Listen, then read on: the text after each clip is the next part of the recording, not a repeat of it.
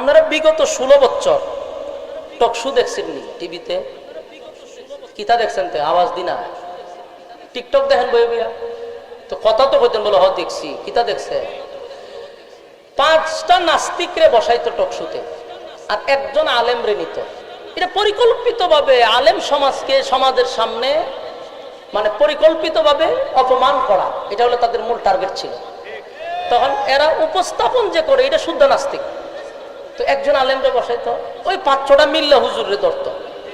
আর হুজুর আল্লাহর কি রহমত দেখেন, ঠান্ডা মাথায় এরারে সাইজ করত। আপনারা বিশেষ করে আমাদের শাখাওয়াত হোসেন রাজি সাহেবের টকশোগুলো একটু দেখেন, উনি খুব ঠান্ডা মেজাজের মানুষ।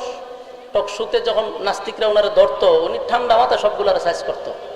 আমি মাঝে মাঝে আশ্চর্য হইতাম যে এত উচ্চ শিক্ষিত যেগুলারে তৎকালীন সময় সরকারে বুদ্ধিজীবী হইতো। কি হইতো? বুদ্ধিজীবী। এটিরে খাওয়ায়া খাওয়ায়া ফালতো।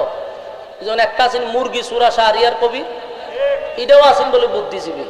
এটার কাছ থেকে আবার সরকারে বুদ্ধি নিত যে কিভাবে মুরগি চুরি করা যায়, কিভাবে সাপ্লাই দেওয়া যায়। আবার চুরির যত বুদ্ধি আছে এই মুরগি চুরাই দিত। একবার পড়ছে আব্বাস হিসাবের কাছে, আব্বাস হিসাবে মুস না দিয়ে হেরে মুস সব তাইনা তুলে লেছে। এমন দরা ধরছে হেরে, কতক্ষণ পরে পরে আমার ছেড়ে দেওয়ান জানা, বাবারে তুই পড়ছত কার কাছে? এমন জায়গা পড়ছত যাই আব্বাসির সামনে বইতো তো জুতাদা বাইরে আর মুস সব পালাই দিল। তো আমি ওই যখন সূরায়ে দুহার শানে নজরুলটা আপনারা একটু পড়ে দেখেন, আমি মিলাইছি বিষয়টা যে ঘটনা তো সত্য।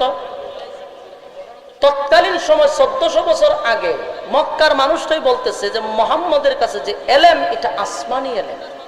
এই এলেমের সাথে আমরা কোনোদিন বসে সমাধান করতে পারবো না, আমরা ওনার কাছে শিশু।